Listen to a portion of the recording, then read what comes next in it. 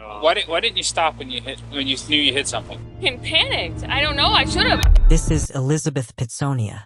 She has just been caught driving away after hitting a 61-year-old man under the influence of alcohol. Or deer.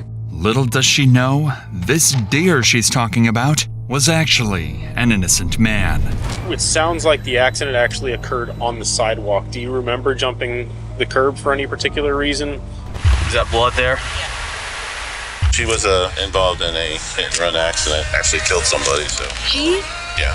Oh my God. Well, obviously I've been standing here looking at my car, but I'm like, holy. And obviously I've hit someone.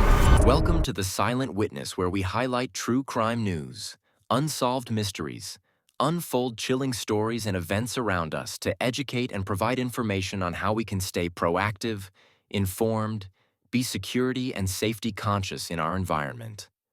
The Silent Witness is your go-to destination for gripping accounts of real-life crimes, missing persons, cold cases, and unexplained events. Want to support us and appreciate our craft? Click like, comment, and hit the subscribe button now. Please note that all related materials referenced in this video were majorly sourced from either official court or police documents, reference statements, or other reputable sources, weeding out the speculation theories and unverified information. It was 11:30 a.m. on January 7, 2024, when a professional horse trainer, Elizabeth Pizzonia, was enjoying a brunch with her friends at a local bar in Florida. 6 hours and a few drinks later, Elizabeth and her friends can be seen heading towards the parking lot. As Elizabeth was the only one who ordered drinks, her friends ordered an Uber ride to take home, but she insisted that she is okay to drive. A major dangerous decision considering her mental state based on the drinks taken at the bar. A decision that is greatest mistake of her life and turned her life miserable forever.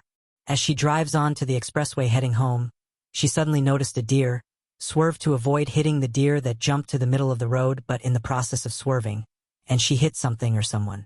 The investigation and interrogation reveals the full story. Deer, but in doing so, she lost control and steered onto the sidewalk, crashing straight into a cyclist. At around 6:35 p.m., the Ocala Police Department received a call about a man lying motionless on the sidewalk and urgently needing medical help. I want any unit that might have some tape that we can start getting the scene. Hey, did he witness it? I think I'm gonna let County unit reference, can you advise a location in Ocala Park Estates for air?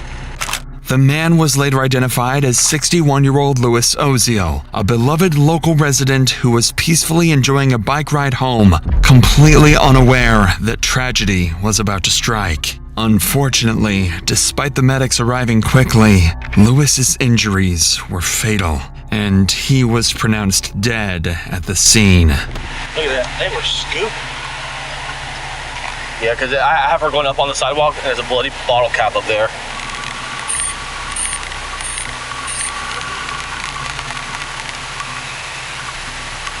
Is that blood there? Yeah.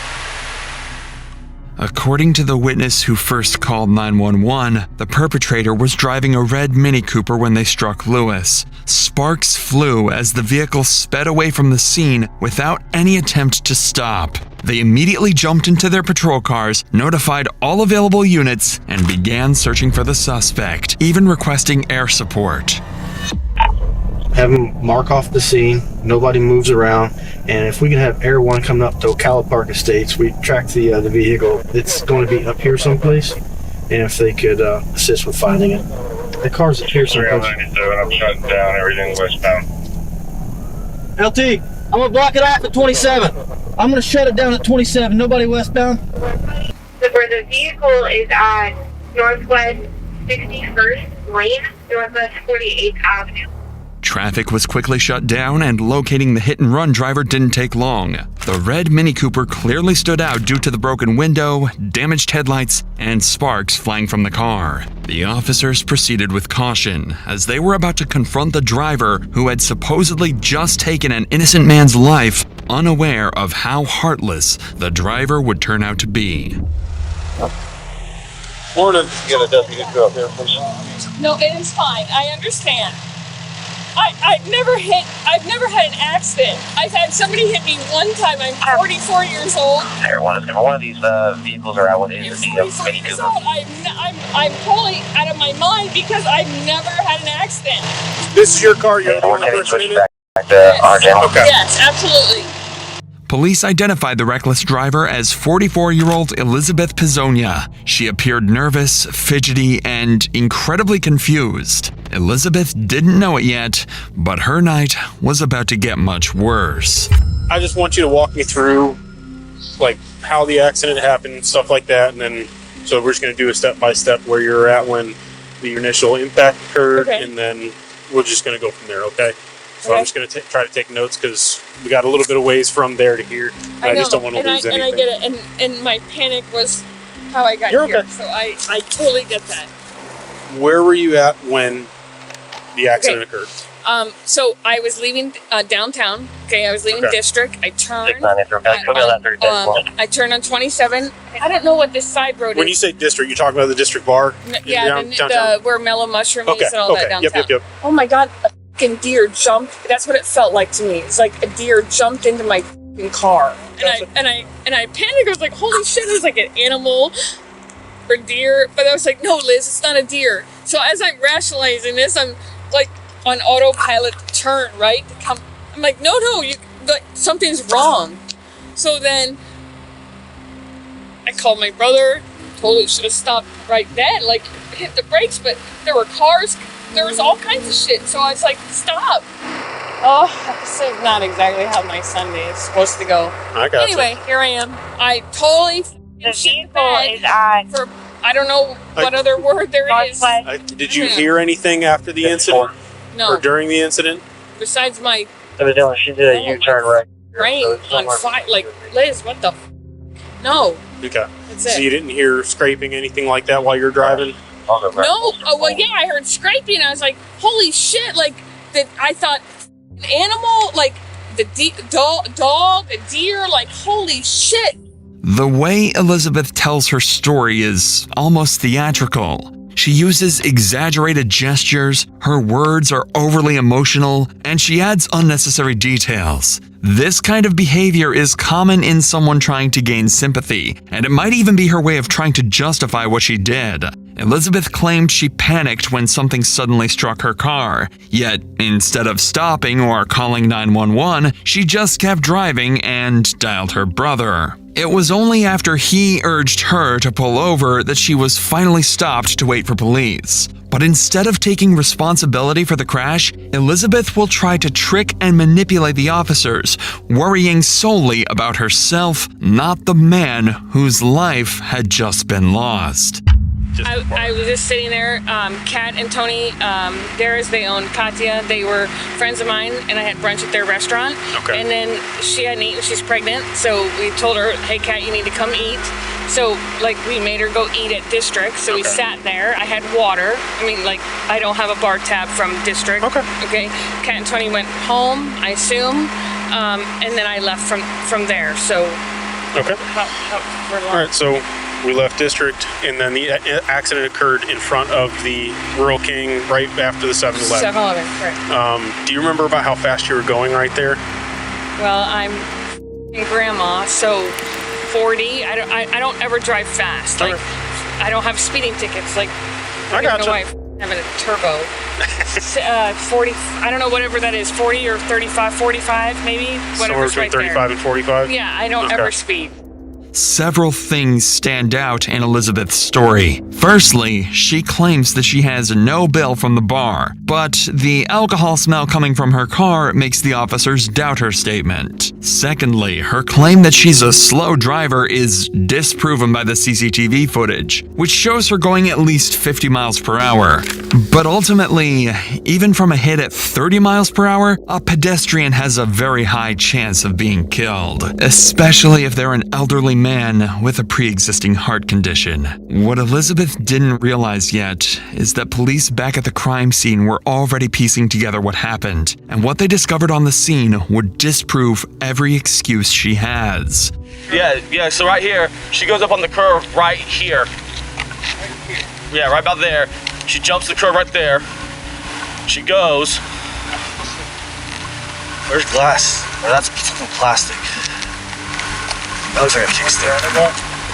Yeah, I'd say we're right on top of the point. Yeah, I think point of impact's gonna be somewhere right in here. What police discovered at the crash site clearly contradicts Elizabeth's previous statements. The crash did not occur on the highway. Elizabeth jumped a curb, hit Louis, and continued driving on the sidewalk for nearly 10 yards. The officers decided it was time to break the devastating news to Elizabeth, but not before asking one simple yet damning question. It sounds like the accident actually occurred on the sidewalk. Do you remember jumping the curb for any particular reason? No. Is there something that jumped out in front of you you tried to avoid, or something along those lines? You don't remember jumping the curb? No, I don't remember jumping a curb. And obviously I've hit someone. Stop, Liz. Okay, think now. Liz has to think. Finally, reality hit Elizabeth. She had taken the life of an innocent man and driven off without a second thought. Unlike her initial claim of possibly hitting a deer on the highway, Elizabeth insists she didn't swerve or jump the curb. However, skid marks found at the scene disprove her statement and confirm that a crash did in fact occur on the sidewalk, likely as a result of her attempting to avoid the deer. But the tragic part was that an innocent 61-year-old Louis Osiel was riding his bicycle on that very same sidewalk. As he was screaming in agony, all he could see was his attacker speeding away and refusing to look back. Elizabeth's attempts to portray herself as a careful and empathetic driver turned out to be completely futile. After learning that a man and not a deer was hit by her car, not once did Elizabeth ask about the innocent man's well-being. To make matters worse, Elizabeth will soon prove to be completely uncooperative and try to hide the real cause of the crash. Are you Elizabeth? I am, yes, sir. Okay, I'm Sergeant Chris Smith of Cal Police Department. Yes, sir. I need to ask you one question. Absolutely. Would you be willing to give a voluntary blood sample?